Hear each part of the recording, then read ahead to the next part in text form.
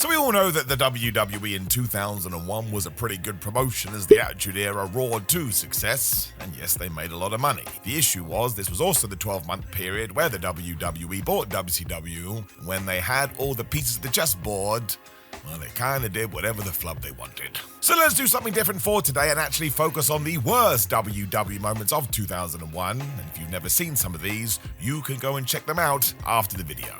I am Simon Miller. Let's go. Number 10, the Duchess of Queensbury rules match. So at Backlash 2001, I think everybody in WWE sat down and creatively thought to themselves, what have we never done before?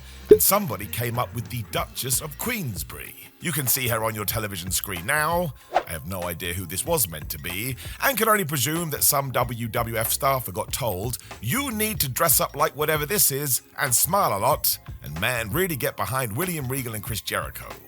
If you now feel like you've done some drugs, I understand. It's also important to point out this was the feud where Chris Jericho peed in William Regal's tea. And while that should have been terrible, well, I would implore you to go and watch William sell this today, and it's a great lesson to all you young wrestlers. You can make anything work, you just gotta find the comedy in it. Now the idea of all of this is that William Regal as the heel was going to keep getting the rules changed, hence why he wanted a Duchess of Queensbury rules match to begin with. He was trying to pull a fast one. It also meant that every time it looked like Jericho might win, nope, you didn't know the laws. Jim Ross wins this one too, because halfway through he actually starts questioning whether or not this Duchess was qualified for the job. And look, I'll be honest with you, there is some entertainment to this.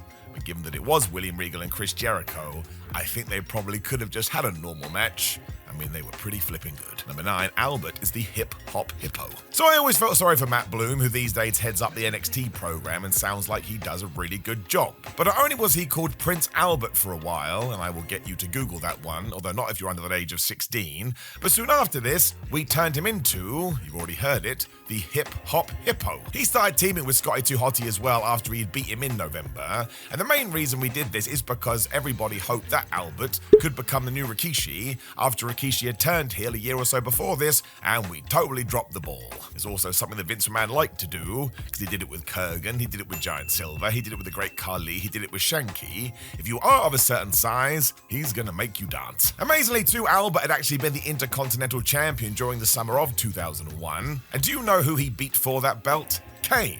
That was the 28th of June episode of SmackDown, and then 6 months later, he was essentially in a comedy group. Listen, nobody loves goofy wrestling for life more than I do, but this just felt like we pushed it into a corner and said, look, you gotta do something, so this will be fine. I'm surprised it didn't really get over. In case you are writing this down for your trivia books, it was Lance Storm that beat Albert to win that Intercontinental Championship in July, and then soon after this, Albert went to Japan. He would then come back as Lord Tensai. We will probably talk about that again soon. Number 8, Chyna squashes the women's division. Now there was nothing wrong with this, because as the WWE billed her as, she was the 9th wonder of the world, and Chyna opened many a door that women and other wrestlers are still walking through today. She was one of a kind and a badass. The issue was that she saw her direction of travel way differently to WWE, so when she sat down with Jim Ross and Vince McMahon to decide what her next creative steps would be, she wanted to stay in the men's division, whereas they wanted her back in the women's division. JR has talked about this a lot on his Grilling JR podcast, where he has admitted that the real-life Jodie Lawler did become hard to deal with behind the scenes, but even then you think they could have come to a compromise. I suppose they must have said something, because Chyna did go back to the women's division, where she just squashed everyone. And I'm sure you've seen WrestleMania 17, where she just walks over Ivory, and the whole thing lasts about 2 minutes. And there's nothing wrong with that if the end story is all of a sudden a bigger person comes in to beat Chyna, but that clearly wasn't the plan, so after a while, we had no more bodies left, and believe you me, in 2001, the last thing you wanted to do was leave the women's division in a state of peril. It would be another 10 plus years before WWE finally realized, oh yeah, the women can work like men. It meant that after Judgment Day, she was gone from the company, and she never returned. And that really is a sad moment all around. If anyone deserved a round 2, it was Chyna, and very sadly passed away way too soon in 2016. I really do feel like this happened today. They could have got on the same page. But alas, it kind of all went bad. Number 7, judging Buff Bagwell on one match. So this story has been told to death, and to be honest, I can understand if you do end up on either side. But after the WWF had bought WCW, the initial plan was to turn Monday Night Raw into Monday Nitro. SmackDown could then be the WWF show, and eventually we would get the invasion angle after we had built WCW back up. If you weren't watching in February of 2001, I can tell you World Championship Wrestling was an absolute joke, and some of the storylines were nuts. As we are about to talk about Buff Bagwell, he once fought Canyon in a Judy Bagwell on a forklift match. It's exactly what you think it is. This brings us to the 2nd of July 2001 Raw, when WWE decided to test this out. So they did theme up the main event as a WCW match, and they sent out Booker T and Buff Bagwell. Now, given that Vince McMahon had told his audience that WCW was the devil, surprise, surprise, as soon as his fans saw this, they booed and booed and booed. I don't know whether it got to Bagwell more than Booker T, but he did not have a good performance, and McMahon was so flabbergasted by this, he essentially cancelled everything they were going to do, and we hit reset, we had to start again. Now, there were other issues to this, including some sort of ice bottle water incident with Shane Helms, but ultimately JR felt disrespected by Buff Bagwell, who wouldn't attend things he was meant to attend, and where did the excuses come from? His mother, who I presume by this point was no longer in the forklift. Now, people have disputed this, so we do have to take it with a pinch of salt, but the going story is that after this match, Buff Bagwell got a little bit too big for his boots, so WWE released him. It does kind of feel crazy, though, that we would react this badly to one match that went a little bit awry. And actually, if you do go back and watch it today, it ain't that bad.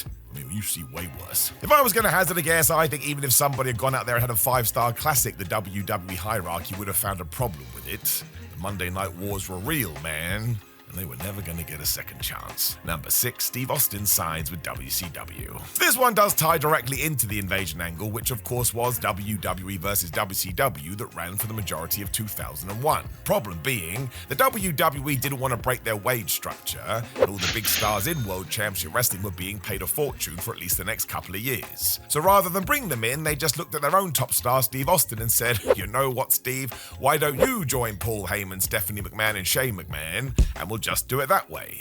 Well, I'll tell you why. 1, nobody wanted to see this, and 2, if WWE was ever going to go to war with another promotion, the Rattlesnake had to be heading the charge. I mean, the whole Attitude Era was based on his success. We even did a double turn here, because at one point he did rejoin Team WWF before screwing them over at the next pay-per-view. By that point, fans just felt a little bit disappointed. I mean, they wanted to see Goldberg, they wanted to see the NWO, they wanted to see Ric Flair. The irony being that months after the invasion angle was done, every single one of these human beings would walk through the door. Now, the good part about this is that when Austin was playing this character, he came out to the Disturbed version of his theme song, and that was actually a cool change for the time. But you were still acting against what the fans really wanted to do, and the fact you teased them. I mean, here's some more homework for you today. Go and watch that Raw entrance when Stone Cold Steve Austin does walk back into the ring, and JR is shouting, "It's the old Stone Cold." It's one of the best pops of all time. How did WWE treat this afterwards? They made him the bad guy again.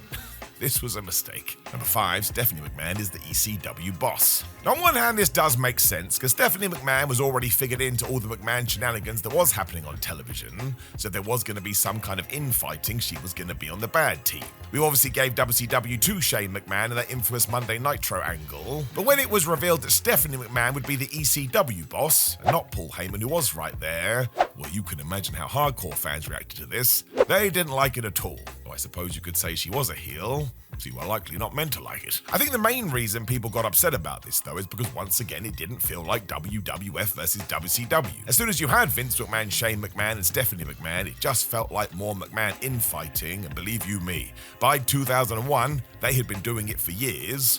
It just exhausted it a little bit. It would have made more sense if Paul Heyman wasn't there, but he was stood right next to her the entire time. And this once again just comes down to the power struggle. The WWE had bought their competition, but no old head honcho was going to be presented above them, so Stephanie it was. I mean, when did Eric Bischoff get brought into the mix? I can tell you, my friends, it was not during the invasion angle. I would actually say that Stephanie McMahon did do okay in this role because she did wind a lot of people up, but if you were looking for authenticity, well, we were nowhere near it. Number 4, DDP Becomes a Stalker. So if you have never seen this episode of Raw that went down on the 18th of June 2001, I will tell you to go watch a bunch of WCW Nitros and a bunch of WCW pay-per-views, especially from 1998. And there's a reason that Diamond Dallas Page was able to call himself the People's Champion, and that is because individuals loved him. When he became the WCW Champion, we all felt like we'd done it together. I mean, he was a guy that started training as a wrestler later in his career, and he still proved you can do it, and he got so damn good. What did WWE do when they brought him in? They made him the Undertaker Stalker, and we were told to boo him. This was an absolute letdown. The truth is behind the reveal though, because DDP did come to the ring in a balaclava, and when he whips this thing off, the audience goes mad. They're just so happy to see him in a WWF ring. Of course, there were plot holes instantly though, because one, why the hell was DDP a stalker now? And two, what exactly was his plan?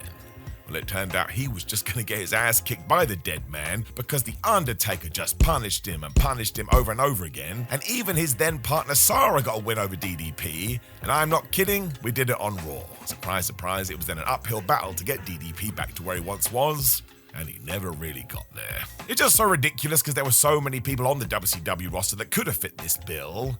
But DDP was the very last one. Let's never do it again. Number 3, Sara Pins DDP. And actually, let's go further into that point. I can feel you want to know. By this point, though, it had become quite clear all Vince McMahon wanted to do for people that came across from WCW was embarrass them, or at the very least make it very clear WWF is the best and everybody else is number 2. This all came after The Undertaker and Kane had absolutely ragdolled DDP in a canyon as well, so if anything, Diamond Dallas Page needed a big win. But nope, on the flagship show for the World Wrestling Federation, The Undertaker's then wife Sara managed to pin Diamond Dallas Page in her one and only wrestling match. Once again, this was a multi-time WCW World Champion and one of the most popular people in the competition. And look, there were a bunch of shenanigans here, but you can see the image on the screen. DDP is barely out of his entrance attire, and Sara is almost in a press-up position wearing the Undertaker's bandana. So that's embarrassing, but she did get the uno dos tres, and soon after this, DDP was in a tag team with Christian, where he smiled a lot. Now, he did make that entertaining, but I tell you, if we had treated this differently, I kid you not, I totally believe that Paige could have been a WWF champion. Number 2, Vince makes Trish bark like a dog. So it's important to note that Trish Stratus has been asked about this infamous angle a lot, and she always says she was totally fine with it, and that ultimately Vince McMahon, who made her do this, got his comeuppance. That's what should happen to bad guys, and that's what should happen to bullies. It did go down on the 5th of March 2001 episode of Raw, and yes, tyrant Mr. McMahon did yell at Trish way too heavily for what was meant to be a scripted show, before he told her to bark like a dog.